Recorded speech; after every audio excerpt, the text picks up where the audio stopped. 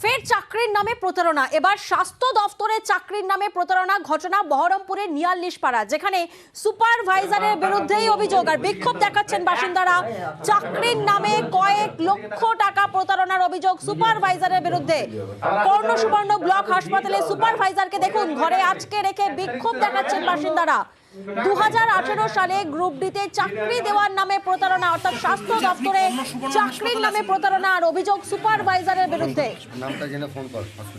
কি নাম বললেন আপনার? 2018 সালে মার্চ মাসে 5.5 লক্ষ টাকা নেয় চাকরি করে দেবে বলে স্বাস্থ্য দপ্তরে গ্রুপ ডির, কিন্তু বলেছিল যদি চাকরি না হয় 3 মাসের মধ্যে টাকা ব্যাক করে দেবে। কিন্তু এটা 2024 চলছে, 2023 সালে আমাকে 5.5 লক্ষ টাকার মধ্যে 2 লক্ষ টাকা দেয়, 3.5 লক্ষ টাকা আর আমি পাইনি। উনি ডিউটি যাচ্ছিলো, ওই সময় ওনাকে নিয়ে এসেছি ক্লাবে রেখেছি, আমি আমার টাকা বুঝে নিব।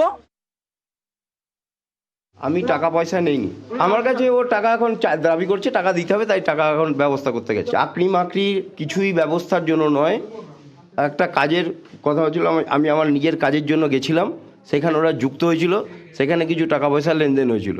আমি কোনো টাকা পয়সা নেইনি, আমার কোনো ব্যাপারই নয়।